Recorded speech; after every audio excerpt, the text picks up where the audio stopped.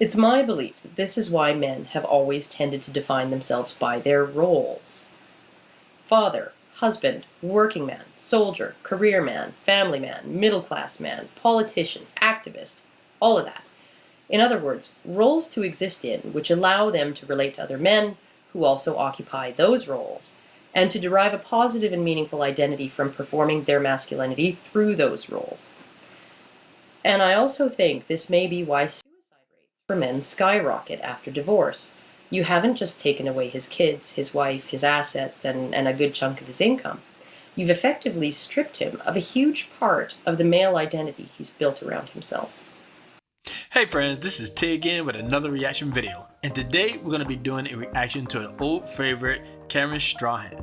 Now, I believe she started the red pill, even though people like to give Rolly Tomasi, Fresh and Fit, and a lot of other people the credit of the red pill. But she's been in the game for a long time, and she did it from a woman's perspective, okay? Now, I know Rolly Tomasi been doing it for a long time too, but I really came across the red pill when I came across her videos, alright? Now, feminists hate her, or at least they used to hate her as much as they hate Andrew Tate right now, okay? Because when she talked about relationships, she always put a lot of weight on the women and feminists, because she believes, at least from what I can see from her videos, she believed because of feminism it caused a lot of problems between men and women. But I also noticed when it comes down to a lot of these creators that, you know, their personal lives isn't perfect either, okay? They don't have great relationships, they have problems and issues just like anybody else.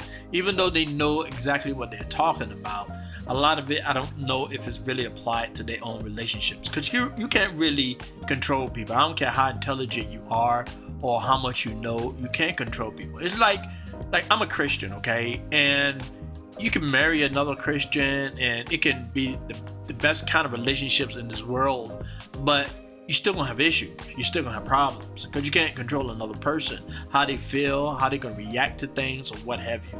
So it's the same thing when it comes down to these creators, right? When they talk about relationships, and even though they really sound like they know what they're talking about, I understand now, okay? It took me a little bit, but I understand now that they're not perfect either. And the fact that you think they're perfect, that could be a problem for you, because you're not going to have a perfect relationship. I don't care what you do, but you can always use the information to have the best kind of relationship you can. I believe the best relationship in this world is Christ, Jesus Christ, and his people. I don't think anything can get better than that or more perfect. But other than that, you're going to have flaws in your relationship. I don't care who you are, okay? All right, but let's go ahead and get into this reaction. But before we do, please like, subscribe, and share this video. And don't forget to hit that notification bell. That way you know whenever we come out with new videos, okay? All right, let's get with it.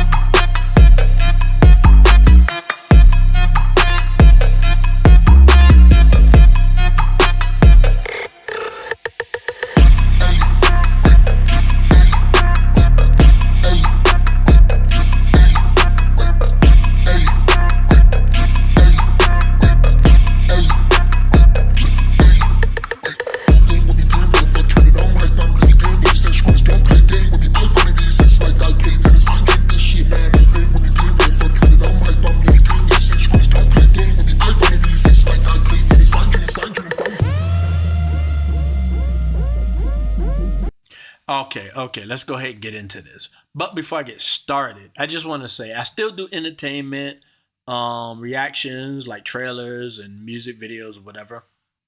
But I find this pretty entertaining too when it comes down to this kind of stuff.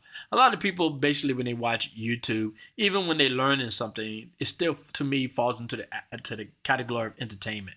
Okay, we like to hear people talk. We like to hear people talk about specific subjects or what have you, okay? And this is one of my favorite subjects, relationships between men and women. You know, even though sometimes we feel like we figure things out, we don't always figure things out. And then other people can, you know, shed new light on different perspectives when it comes down to men and women dynamics, okay? And I believe this woman is very good at it. I said this at the beginning of the video, and I still believe that, okay? So let's go ahead and get started. An online friend of mine was really freaking pissed off after reading a recent effort on the part of, I can only assume, is a traditionalist woman in trying to figure out what the heck is wrong with men these days. I'm going to leave the article in the information section along with... Oh, she's full of information. But, you know, it's always been, well, at least that's how it started. And this started years ago. We're talking about when Oprah Winfrey had her show and all this kind of stuff. Phil Donahue and all that kind of stuff. It was always, when they ever talked about relationships, it was always put on the men because their audience were mainly women. And the last thing you needed to do as a host is trash women constantly. Now, once in a while, they might have pushed back, but generally speaking, they always looked at it in a woman's perspective, okay? So a lot of the times men got trash. I mean, you saw comedians doing it, you know, all these shows, television, all this stuff. Basically, pretty much made it seem like it was men's fault. And during that time when men still was getting the kind of relationship they wanted, they didn't care they was getting trashed. I remember hearing some of this stuff and I didn't care. Some of it was funny to me, okay? I thought it was really hilarious. But after a while, when they started making laws against us, that's where it became a problem. You know what I'm saying? So yeah, it always came from a perspective that we were the issue. Now, I'm not saying we're innocent completely. I'm just saying, but there's a lot of factors going into why relationships aren't working these days, okay? Now, this is, I believe it's a 12 or 13-year-old video, but the stuff she's talking about, man, because I saw some of it, and that would make me want to do a reaction to it. It really applies to what's going on right now. It's almost like she had a crystal ball or something as to what's going on. But I don't know if I'm going to do the whole video, but I'm going to watch as much as possible because I'm really interested in what she's saying. Because when she speaks, it's kind of hypnotic in a way, right? Where you just lose track of time just watching it. But let's continue. With some other stuff. But basically, just like many traditionalists and feminists before her, she really missed the mark by a freaking mile. Even though she kind of danced a little closer, like within 100 miles or so of the few core issues that currently discourage men from being the good little married drones they're supposed to be. Despite being critical of feminist attitudes that she rightly sees as anti-male, the article was still absurdly gynocentric. It was very much about what women want and why they're not getting it. And yeah, like, it's no different. It's the same playbook that was going on for years. It's all these books, magazines, articles, always talking about how to get the right man or what to look for, red flags when it comes down to men, or why the man the problem. It's always been that way since I can remember. I never ever heard magazines or anything ever trash women. They always trash men. But like I said, men didn't really care that much because, you know, we still were getting something out of relationships. But like I said, when laws start to get passed, when they really start to, you know, when things start to really weigh on us and we start losing all our benefits and everything else when it comes to relationships, that's when it became a problem, okay? But yeah, they've been pushing this narrative like forever, okay? I can't even remember a time they weren't talking about this stuff. Like, that is, getting married, having babies on women's schedules as decided by women. I almost have to wonder whether this author even bothered to ask any actual unmarried males why they're refusing or not bothering to man up before writing her article. But as I said, it at least poked at the surface of the festering boil that is the systemic nature of the problem, even if it didn't give it the lancing it truly deserved. Her conclusion seemed to come down to why buy the cow when you can get the milk for free, and why get a good job when women are independent and can just give milk away for nothing. I mean, at the beginning, I was thinking the same thing. You know, like this lady she described. I was thinking to say, I mean, why should I have to struggle and do all that kind of stuff when she got a job too? When both of us can work, make money, and put something towards the relationship. Or, you know, if the women are ready to give up the sex without no real obligations, why not take it, right? When you're a young man, that's how you think. You ain't thinking about the repercussions that this could have on communities and society itself. So you're just going to take what you can get. That's why I believe a lot of the NBA players, because they're young, and why all these women go after them because they're young, because these guys ain't really thinking about the future or society. They're just thinking about what they want. And these women, I believe, are taking advantage of that. And they're getting a lot of money for it too. I mean, some older men that making some stupid decisions too, but I'm just saying mostly it's a lot of the young men. But I understand this woman thinking that's what it's about. But I think it's more to it, and Karen about to get into it, I believe. Both are backhanded criticisms of women's behavior, which is kind of nice. Somebody brave enough to blame women for their own troubles. But they really fall far short of any real examination of the underlying issues. So I'm going to give it the old college try and give a bit of an overview of what I believe has become a multifaceted problem. Okay, if I can remember, she at the time when she was making this video, I believe she was divorced and she had children. They might have been young, if memory serves. So she didn't have a perfect situation herself, even though, like I said, it's like a lot of these college professors, right? They can talk about the world, they can talk about making money, they can talk about relationships, they can talk about other countries, they can talk about this. But a lot of times, if you put them in positions to actually solve these problems, they're not able to do it. They can talk about it till the cows come home, but a lot of them just talk about it. As the old saying goes, if you can't do, teach, okay? And that really covers a lot when it comes down to these really, really intelligent people. Because a lot of the times when they're very intelligent, they really can't, associate with normal people, if whatever you want to define as normal people. But you know what I mean, right? So it's difficult for them to build relationships and see the world as regular people do. So I believe that's the reason why they struggle when it comes down to being out of the classroom or, trying to, teach people things. You know what I'm saying? Now, I'm going to read a recent part of a recent article from Heartiste, who said a very great deal with some serious literary flair.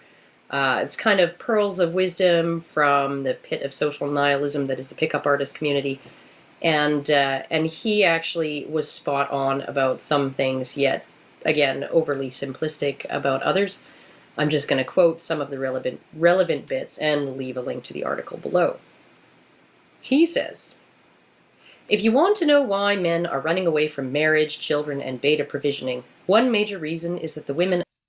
Before I go on, I'm going to give you my opinion why men ain't trying to get married now. I mean, if we take away from the religious aspects of it, right? One man married one woman in matrimony under God, basically, the way God meant it to be. And I believe that's the focal point, the foundation of why nothing's working these days, why relationships are falling apart, because people tend to want to step outside the way God designed marriage to be. People just making it anything.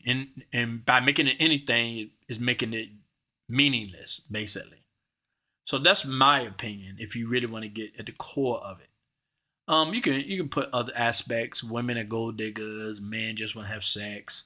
Women being baby mamas, food stamps, all kind of stuff. There's a lot of reasons, stuff like that. But I'm very curious about what this person has to say. Available to these working class men are flat out disgusting. What man of normal mental health and active libido wants to romantically woo and date, let alone marry, a beastly, waddling, tatted mountain of pustulence with the issue of 3 other men barking and nipping at her cankles? Oh, man. And let's not forget that economically empowered and government-assisted women, slaves to their hypergamous instincts for a higher status mate than themselves, cannot help but winnow the pool of men deemed acceptable marriage material. Now, I just did, I was about to do a short. I do shorts. If you haven't seen my shorts, please go to my YouTube channel and watch my shorts. I was about to do a shorts with Tom Brady and with that woman on Modern Family, the Hispanic lady, very hot, very beautiful. She's still beautiful now, okay? And she's 52 years old. And I guess her and him are dating right now. I doubt if they're going to get married, but it's always a possibility. But, it don't seem serious. But I was thinking when I saw that, I was thinking Tom Brady can have pretty much any woman he wants. He's rich, good-looking guy, famous, all this stuff. But, yeah, he keep going with these women that are, they've been in a whole lot of relationships. Let me put it that way, okay? Not too young, not too fresh, stuff like that. They're attractive women, don't get me wrong.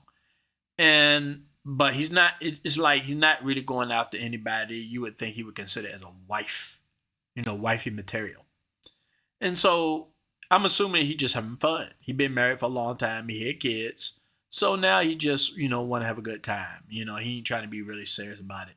But the thing I notice is these women, much as they like to complain about men, especially these feminists, they the one that want to go out there and have sex and do all kind of stuff, right? Just like Bonnie Blue said, right?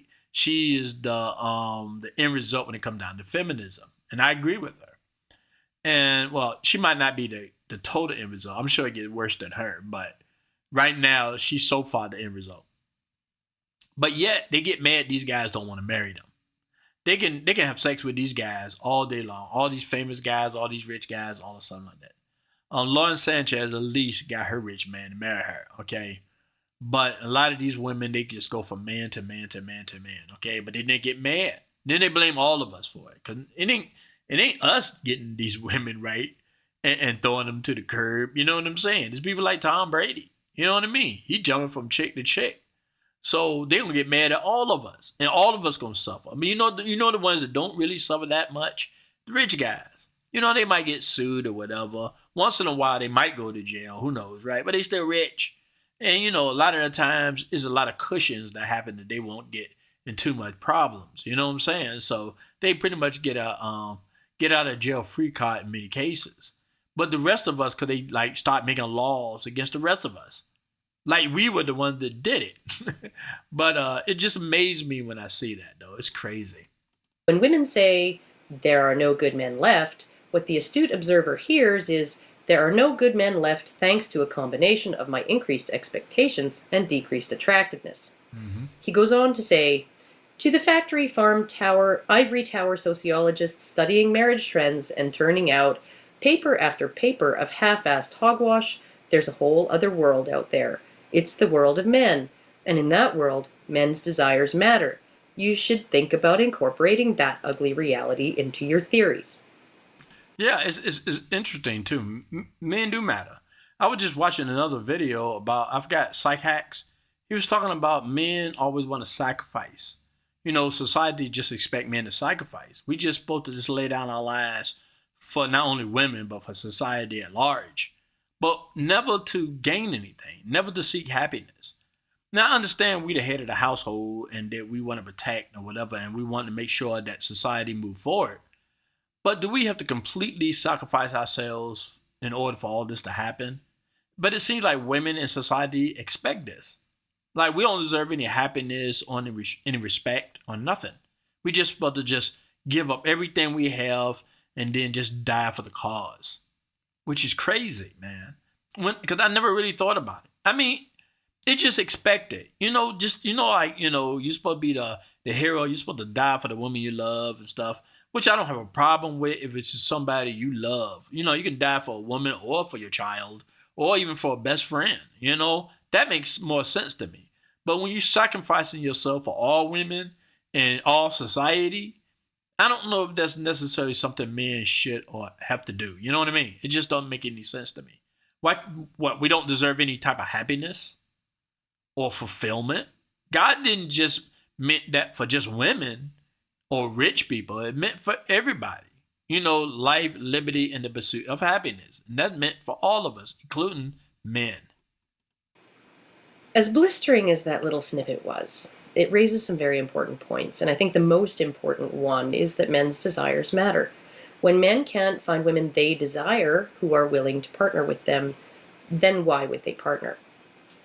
And it really can't be stressed enough that the reality of divorce and family law in our culture plays a huge part in men's growing contempt for marriage as an institution. It's not that men are commitment phobes. It's that women seem increasingly commitment incompatible. I mean, look, men aren't commitment phobes. Because when you think about it, this is what men do, basically. We sleep around at the beginning of our years, 18 and up, start sleeping around. If we can, we'll do it earlier than that. You know what I'm saying? But we'll sleep around for a good amount of years or whatever, right? But eventually it'll grow old and we'll start desiring more, a house, car, a way of life. And that includes a woman and children, Okay? So we'll eventually get there. We just like to play the field before that happens. Sometimes guys, like, maybe Jewish guys or Muslim people, the men might get married early, like when they're young and stuff, and then play around after the fact. But who do those, right? But I'm just saying that, it ain't that we fear relationships. It's just that, at a time when you're trying to build yourself up, you're trying to make that money so you can support a wife and children. But you're not just going to wait around and do nothing all the time. So you can go out there and have a good time. While you're working hard, you want to play hard too. And that includes women. Okay? So during the time we're trying to build ourselves or whatever, we go out there and play. I mean, like, as a Christian, you're not supposed to do that. Okay? You're just supposed to get married. I'm just speaking about what's going on in the world right now. And why men don't settle down quickly. They trying to build themselves to a position where they feel like they can support a wife and children. And once they do, then they'll like, okay, now I feel like I can, just have one woman and some children and a legacy, okay?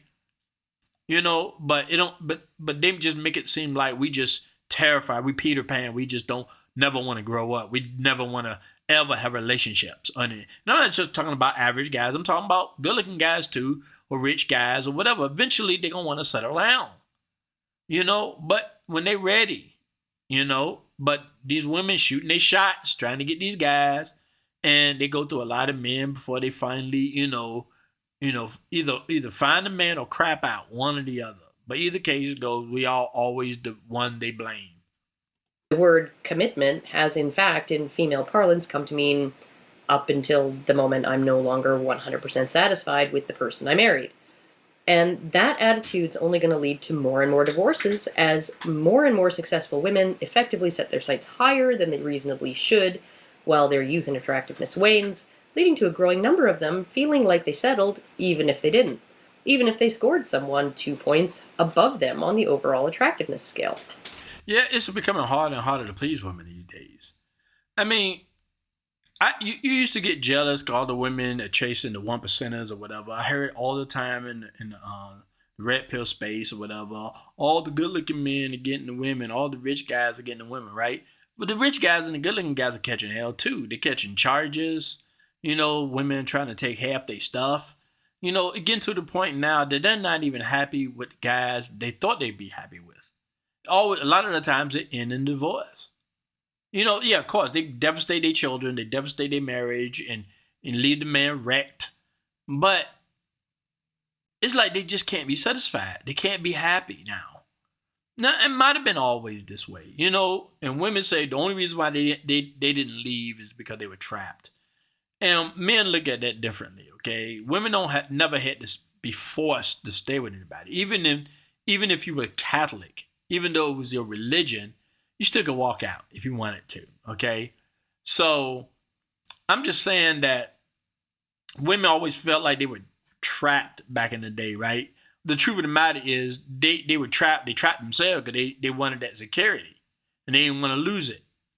But then when the courts changed and say basically you can walk all the way half his money and assets, they won't trap no more, okay? So it's crazy is all I know. It's crazy. But yeah, man, it's women aren't satisfied. Even in lesbian relationships, they have a high divorce rate right now. So it's like they just want to just live that 18, 20-year-old girl for the rest of their lives, but they can't. And even when they finally stop and find somebody to marry them, then they spend the rest of their life unhappy, thinking about the past. You know what I'm saying? So they don't really win in the end regardless. But they can making sure everybody else is miserable too, though. One symptom of this, I think, that's very telling, is OkCupid's recent revelation that women on their site deemed 80% of men less than average attractiveness. That is, 80% of men were below average. This does not compute. Yeah, it doesn't make any sense. I mean, I guess I fall into that 80%. I ain't no model and stuff like that, right? So, I mean, it's a lot of guys that won't admit it. It's a lot of guys that do the red pill. They won't admit it because, they got, they trying to coach men and trying to teach them how to get women and stuff like that. But most of them fall in the 80 category too. you know, except the fact a lot of them got money. So I guess, you know, they're kind of out of it in a way. But if we were talking about looks or whatever, they fall into that category too. But, you know, money can help men a lot. But yeah, it's like, how can you beat that? You know what I mean? Even if you just are right looking and you got a decent job, man, you can't beat that. You can't meet women expectations. You can't be taller. You can't be more good looking. I mean, men ain't out there trying to get a lot of plastic surgery. There are men that doing it, but most of these men are usually rich and famous or whatever doing it, and it looks terrible when men do it. Okay, terrible. But it's like you can't change it. So what? Now you can't get married, at least to the woman you want. You got to settle for this woman who have like 100 dudes that she slept with, and now when she's like used up and ready just to, you know, let herself down at your feet, you're supposed to just take her? That's what's left now? Or you got to be a passport bro and you got to go to another country just to find somebody cultural? You know what I'm saying? Even that's becoming difficult because feminine spreading like wildfire. Look at China. I did a video. Definitely check out my video, okay? Because I did a video before this one about the struggles in China regarding relationships and marriage. Oh, they catching it bad, especially the men. Oh, they catching it bad, man. So it's like, even when you trying to go to another country, man, you know, you still can run into a lot of these problems. It's terrible. In no way is in line with reality. This is about women's expectations. Yeah. And oddly enough, no one, least of all women, seem to really give a shit what men want in a partner. Why can't men just be happy with what's available? Well, when you look at what's available to the average man in his 30s or early 40s, a 35-year-old woman who hollers yes over the jangling of her biological clock while unable to keep the grimace from her face because he's a bigger loser than the 5 guys she dumped in her 20s, and now she's having to settle. That's difficult. And, you know, as much as I think it's crazy, that's probably difficult for women. If you're a beautiful young thing, you 18 years old, whatever, and all the hot guys, the football players, the basketball players, celebrities, especially now, all up in your DMs or whatever, right?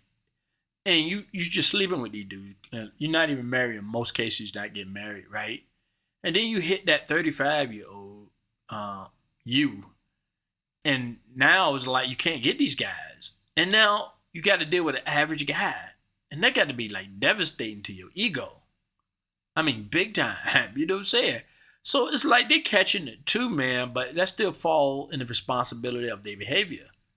They the ones are making these traps on themselves. Instead of just looking for the right guy, they really just trick themselves out there for all the wrong guys.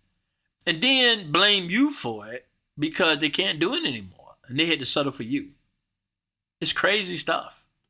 Or a divorcee who's already financially annihilated and emotionally crippled at least one other man. Or a single mother who's collecting reams of child support from one poor schmuck, while her other baby daddy manages to duck his obligations because he's a drug dealer and his income's off the books. I'm telling you, man, she's hitting it, man, because it's like, because it don't change. It's nothing new under the sun. All the stuff is the same crap. You know what I mean? Like I said, this video was done probably like 12, 13, 14 years ago.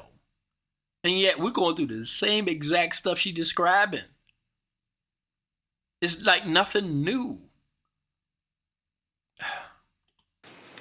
And yeah, I'm exaggerating. But you see my point. And no, not all women are like that. Lord knows, I know not all women are like that. I mean, all women are hypergamous. I don't care if she's a model or somebody that, you know, very unattractive. They're all hypergamous. If they can get a man with money, they'll go for it. Even in most cases, they'll sleep with that man if they think they can get him through that. So all of them are hypergamous. You can't take that away. It's just, some of them just can get the man they want. Or at the least, get the man to sleep with them. But all women are hypergamous. I mean, there might be a few out there that probably want to live in the woods off grid or something like that. But then they hypergamous too. Because when they live out in the woods, let's just say they got a man who wants the same thing they want, right? They expect that man to build the best house, most comfortable house out there in the woods, okay? They want to live in comfort. I watch a lot of these off-grid videos. I love them. I love them, right? When there's men and women, they build their own houses and stuff like that, right? Which is great. But then it end up being luxury houses. I know if that man was by himself, it would have been just a log cabin. But when they're with these women, they got to build the most comfortable places on the planet. Out in the woods somewhere, man, okay? You know, out in the middle of nowhere. Because they were the women and they know women want comfort and stuff. I mean, women are always hypergamous. You know, I can't even think of a time that they're not. I grew up with sisters. They're hypergamous. They don't believe they're hypergamous, but they are. You know what I'm saying? Women like to think, you know, I would take charity on a man that's struggling and he's doing the best that he can, but they really ain't gonna marry that dude. They just talking. You know what I'm saying? They just talking. If they get a shot at some dude with money and good looking, they'll go for that. They will. I like to think a lot of Christian women wouldn't do it, but a lot of them would do it too. You know what I'm saying? Now, we can argue about whether it's all women or whatever, but I believe all women are inert hypergamous. Some might get wise during the years, and they might like, you know what? I've tasted this hypergamy thing. It really don't work out. I'm not happy with it. And then they find solace in a decent, regular dude and be happy. The hypergamous hadn't gone away. They just now denying it now. They realize it's not the road to happiness. So they just put it aside so they can enjoy the life they are. That's wisdom. But hypergamy, I believe, still in all women. But frankly, the consensus among today's women seems to be that this state of affairs is just the new normal. Even responsible women will often frame such destructive choices on the part of other women as somehow valid and defensible. The sentiment in the mainstream is that men should just man up and go along with pairing up 2.0, who cares what men want, and that essentially a woman's behavior and life choices should have no effect on whether she's able to attract a good, reliable man. All of that really doesn't speak well of the principles of even those women who are more well situated. In fact, I think it's safe to say that the fewer female voices of reason there are out there, the more men are likely to wash their hands of the entire idea of partnering. Let me see it happening now, man. I mentioned China. It's happening in the West. It's happening now, man. You know, I'm not married. You know, I have relationships. I talk to women, whatever, right? But I'm not really looking to get married, be honest with you, to be completely honest. I mean, if God blessed me with a wife, a godly wife that, you know, I desire and want to take care of and have the means, yeah, okay, of course. But I haven't seen those prospects out there. You know, everybody just doing their thing. You know what I mean? There's no real values anymore out in the world. I'm sure there's people out there that have values, but it's very difficult to find them because most of the people you run into don't have it. You know what I mean? They have a strange way of thinking. So it's very difficult. But, you know, it's like getting to the point, men, like, they're trying to find the reason why they should get married. Like, why? What am I gaining out of this? And women acting like, well, you get me. I mean, I don't guarantee any happiness for you. I might even take your kids. Hell, I might not even have kids, regardless of what you want or not. I might just abort them. You know, but your job is to marry me, take care of me, and give me money. And that's not thinking about him. You know what I mean? So men sitting around thinking, what am I getting out of this? But I honestly think it goes even deeper than just the baggage the average unattached woman now carries, or the danger of ending up an emotionally and financially devastated statistic with generous every other weekend access to one's children that's keeping men from manning up. I kind of started thinking a little bit more about this when I watched Typhon Blue's extremely thought-provoking video on what she calls the apexual male, a man who does not identify with other men, but merely identifies with his place in the status hierarchy. I highly recommend anybody to go watch that, and I'm going to leave the link in the information section as well. Her video got me thinking about the White Feather Girls. For those of you who don't know, this was a group of young women in the UK during World War I who went around bestowing white feathers of cowardice on any man they saw in civilian clothes to shame them into enlisting. Now, You know, I never heard of this before. Never heard of this before, right? But it kind of reminds me of what's going on right now with immigration or whatever. Somehow, I don't think it's just women all of a sudden coming up with these ideas and decide to go out there and do this, right? I believe a lot of the times it's the government that's prompting these women to do it. And I believe a lot of these activists are prompted by a lot of these companies or non-government officials or whatever you want to call them.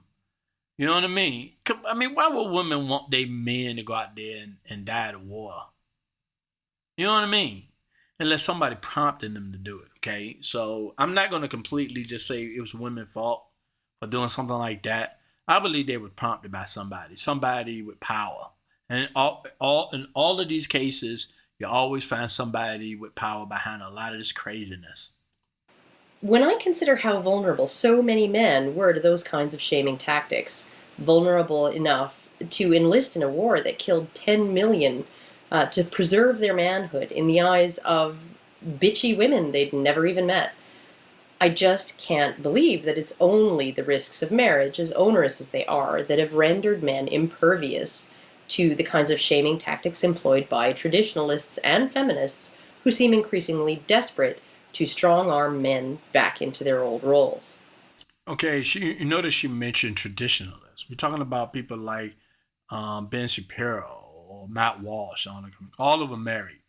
Okay, so they feel like all men should get married. And I don't think all men should get married. You know, God even mentioned that, I'm paraphrasing right now, is you probably better off not being married, but if you have like an itch or if you got like a real burning desire, for sex or whatever, it's best for you to get married. Okay? But they make it seem like all men should get married. And I'm talking about traditionalists, okay? I'm not talking about the Democrats or liberals or anything like that. I'm talking about them. They expect all men should be married. That's not the case. Not all men should be married. Not all men should go to war. There's some warriors out there. God, I remember reading scriptures. God was, I forgot the story exactly, but I remember God was talking to one of the leaders, and he was telling them, look, the guy, he told them to watch the guys to go to the lake, and when they drink water, some would use their hands, the other ones would just lap it up with their mouth. Okay, I forgot which one he said should go to war and shouldn't, but God basically let you know there was a certain amount of men that should go to war, and the other guys shouldn't go. Okay, and I believe there's some men that should get married, and then there's some men that shouldn't. But the men that don't get married, they shouldn't go out there and start sleeping with everybody. You know what I'm saying? Making baby mamas, and they shouldn't do that. It's not what God meant. But not all men are going to get married. It's just not going to happen. These guys got married because women either saw some potential in them, or they probably had like a family with money, or he had money, or something like that, right? Not all men are in this situation. Okay, so not all men are going to get married, and the fact that they keep trying to push it like it's some easy thing. So I think that's what she meant. So I think beyond any discussion of the risks of marriage, unfairness in family court, all of that, I think way down at the core of things, maybe it's about a positive male identity. Now, male identity almost always revolves around doing rather than being. Most of that doing has revolved around being of use in a uniquely male context. Most of men's usefulness through history has derived from learning male skills and performing them well, embodying a male role in the service of women and society. In the more turbulent past, those roles needed to perform a valuable service to women or the community that women couldn't or shouldn't be expected to perform for themselves. Now, this is the most common path, in my opinion, to a positive male identity because men lack a mechanism for automatic own group preference. Simply put, they just don't relate to other men automatically just because they're men. Women have this bias, which provides them a natural ability to form cooperatives and relate to other women and seek consensus through their strong mechanism for own group preference based. Yeah, it don't take much. Basically, what she's saying is men, you really got to have something in common with another dude in order for y'all to click. In order for y'all to get together and become friends or whatever, right? Women can be in groups. They don't even have to like each other, but they can get in groups and have, if you want to, have that same kind of way of thinking or whatever. That's why they kind of kicking our tails right now when it comes down to making laws in their favor. So, because they able to get together and agree about, I don't care how crazy it sounds, okay? They can agree on the most insane thing and all in on it. There's a few women out there, they be like, nah, this is crazy. But a lot of them get together and just agree about the most ignorant, stupidest stuff, okay? Men, on the other hand, we screen the guys most of the time that we hang with. I mean, if it's some dude I'm hanging with that's pretty risky, I'm not going to hang with that dude all the time. I might just, in certain situations, I might see him maybe at the bar or the pool hall or whatever situation is, right? But I'm not going to like bring him home with me and we chill out and things of that sort.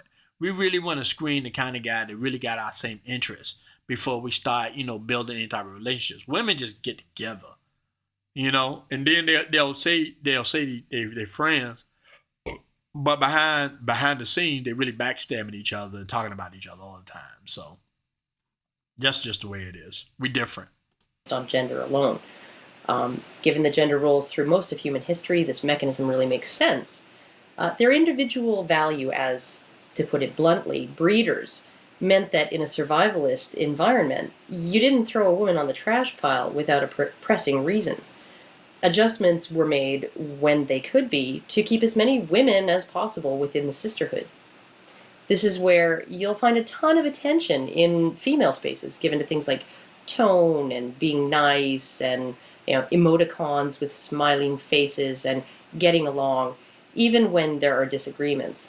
A lot of their interactions are about comfort level and feelings of acceptance. Men, on the other hand, lack the hardwiring to form a preference for maleness based merely on maleness. And that really just makes sense when you think about men's roles for the last couple million years or so. Roles that involve things like beating the men down the valley to a pulp when they threatened his women and children, or competing against other males within his community for a shot at the mating game. Given those roles, automatically siding with one's own gender over the other is just not going to work. I mean, just to throw the side note in, that's what I think a lot of these rich men are doing. That's the reason why they side with feminism, because it destroyed the regular man. It takes away any type of competition for them. They can have all the women now. I mean, I understand a lot of these women are attracted to men with money and attracted to good-looking guys in shape, all this stuff, right? But they enhanced it, everything. And these wealthy, rich men, they enhanced that so that way women can only chase after them. So I don't think it's just by accident. I think they took advantage of these women hypergamy, and now they being chased. They get more women than they can swing a stick at. I know y'all heard that saying before, right? So it's like, I think some of the stuff was planned in a way. Now the rest of, we just worker bees, the rest of us. We just worker bees. That's all we good for. And the dying wars. That's it. In the die for society. But as far as happiness and pleasure goes, we don't deserve it. We deserve the trash kind of happiness. Like, we can get to watch adult movies, go on OF and spend our money and things of that sort. Dirty stuff, meaningless crap, no real relationships, while they get the pick of the litter kind of a thing. And that usually derived from weak men who never look at the future about destroying the whole community, because you need community to build, to survive. And they're destroying it. And I think that's the reason why they're panicking right now, because now men ain't trying to get married now. Men ain't trying to contribute or die for the cause the way they used to. And they panicking. So they trying to make little concessions, but they really ain't trying to change nothing. They just trying to find new ways to fool us. But like I say, man, the red pill, man, is something else, man. Open your eyes. And women like this kind of reveal a lot what's going on right now. And it's not that men can't manifest any forms of own group preference. It's just that when own group preference manifests in males, it just isn't based on maleness alone. There has to be a common purpose, a common set of ideals or principles, a common duty or cause, a common doing, or a common position in the status hierarchy. So men can indeed identify with each other and relate to each other and be team players among other men. You see it in churches, military units, fraternities, sports teams, even sports fans, political parties, movements, project teams, stuff like that. And while they'll often form hierarchies within those contexts, those realms can be sources of a sense of loyalty and brotherhood among men. The myth, which they hate. A lot of these modern women and society at large hate the fact of men getting together and agreeing about things. So they do everything they can to make sure that don't happen. That's why you got like a bunch of simps out here just trying to destroy it. And I believe a lot of them are paid agents. myth among feminists that men will insult each other for displaying feminine traits because they see women as inferior is really just that, a myth. Men do this because women have a trump card that they don't, a trump card that bestows intrinsic value on them, their uteruses, and they retain that value even when they gender bend a little. A woman who acts like a woman isn't seen as inferior at all. A man who acts like a woman has always been seen not as a woman, but as a woman without a womb. That is, a woman with no value. He has no female value, and he has no unique male value. Therefore, he has no value at all. And unlike women who were valuable in and of themselves, men who were not useful did and still do get thrown onto the trash heap of society. I agree with that. And I believe that has something to do with the transgender situation too. And not only that, but really feminine men, they can't really bond with straight men, regular men. You know what I'm saying? They can't bond with them. The only recourse they have is women. And I think that's the reason why they want to join sports with women. They want to be around women all the time, hang with them, doing their videos, all that kind of stuff. Because they know they can't bond with men. Because men do look at them in that way. You're no good to us. We straight men, we don't want to sleep with you. We have nothing in common. We got nothing really to talk about. It doesn't really help it doesn't help me out when it comes to other women. You can't be my wingman kind of a thing. You know what I mean? So it makes a lot of sense what she's saying. So I believe that's the reason why they so much want to join women's sports. Because they'll get rejected by the men. They won't have nothing in common. They won't have any friendships. And a lot of people think it's because they perverted or because they just want to look at women, undress in showers and things like that. And that might be in some cases, but I believe also they just looking for somebody to connect with. And they feel like if they become women, I'm not saying all transgenders think this way. I'm just saying that once they decide to become women, they need somebody to bond with, somebody to accept them. And I think, being in sports and being around women is part of that. You know what I mean? But then there are some cases when there are men that just get off dressing like women. They just want to watch women, okay? So that both can be true, all right? So, but I get what she's saying, though. In the currency of reproduction, an ovum might go for $1,000, a uterus, a cool mill, an ejaculation, that's worth about 10 cents. To be acceptable mating material and worth a community keeping him around, a man had to do more than generate sperm. And when the only thing keeping you from becoming completely disposable as an individual lies in differentiating yourself from the feminine to spare women those onerous tasks, well, guys are going to enforce that shit.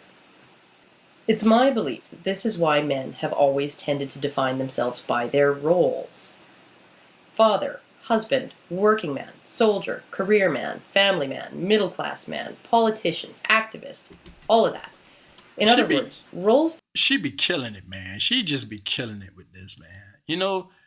These are the things men know inherently, but they really don't really think about. You know what I mean? We do define ourselves by what we do, not who we are, but what we do. Only time you think about who you are is when you think about God. And I think that's the reason why God is so important. Because men's lives mean something to God. And we think, and God ain't looking at us just because of what we do. He just loves us regardless. But everybody else just look at us. Even we do it too. We do it to each other. We look at our value through what we do. You talk to another man, you ask him what he do for work. What do he do on his days off? Do he build his house? Did he pay for it? Whatever. We talk about finance, all this kind of stuff. We really, it's not just the women that expect this from us. It's also other men too. So yeah, it's basically we look at ourselves that way, and maybe that might be some of the problem. Activist, all of that. In other words, roles to exist in which allow them to relate to other men who also occupy those roles, and to derive a positive and meaningful identity from performing their masculinity through those roles. And I also think this may be why suicide rates for men skyrocket after divorce. You haven't just taken away his kids, his wife, his assets, and a good chunk of his income. You've effectively stripped him of a huge part of the male identity he's built around himself. So, I'm thinking that for most men, forming a positive male identity in relation to other males requires a couple of things. A male role that's differentiated from the female one, or at the very least a male-oriented environment, and, well, positivity. Men used to be able to construct a positive male identity out of marriage. That is, through the respected and uniquely male role of husband and father. When that identity is increasingly characterized by society as superfluous, obsolete, or, in the words of Harriet Harman, unnecessary to social cohesion, it's no longer a way for a man to defer his disposability, is it? Moreover, when that identity can be unilaterally stripped from him on the whim of his wife, even when he did everything right, marriage ceases to be a positive way for men to define themselves as men.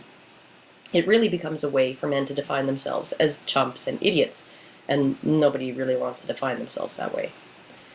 Yeah, it's you never really think about that when you're a man, okay? You just have these high expectations you put on yourself that you're supposed to be successful, you're supposed to achieve things, you're supposed to be worthy, to make yourself useful to not only women but to society at large. We put a lot of pressure on ourselves, and people put a lot of pressure on us.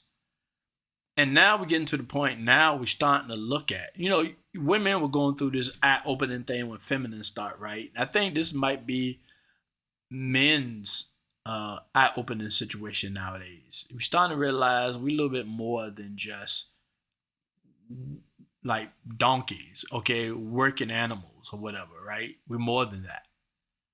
We deserve happiness. We deserve respect, love, all these things everybody else wants. Seem like the only people that seem to deserve it these days are women and children and rich people. But men deserve it too. We deserve to be happy as well. I mean, that's the way I look at it. You know what I mean? And that's the way I'm going to look at it from this point on. Now, does that mean I can't be a protector or a provider or anything like that if I got married to somebody and had children? No. But it's not just going to be because of them. It's going to be because of me too. Because it's something that I want to fulfill for myself as well. And that means everything that I do. Now, I'm not talking about selfishness and just thinking about myself. You still can be the provider, the protector, or whatever when it comes down to people you love, but that doesn't mean you can't be happy too. That doesn't mean you can't have a desire to live as well, instead of always being the sacrificial lamb. You know what I mean? I think the only thing a man should sacrifice himself for is somebody he loves. And that's not only your wife or your children, but that's also Jesus Christ. And that's what I believe. You don't have to sacrifice yourself for a bunch of rich men who want to send you to war. That might be the law. You might have to be forced to do it, but it's not something you should be looking to do. Let me just put it that way. Or you feel like it's a duty you need to do, okay? But it is what it is, man. The world is what it is, okay? But I think men should just start looking at things with a different perspective, okay? But I'm going to go ahead and end this video right now. I'll leave the link in the description. That way you can watch the rest of the video or watch it uninterrupted. She's very great. Karen Straughan. I think I'm saying her name right.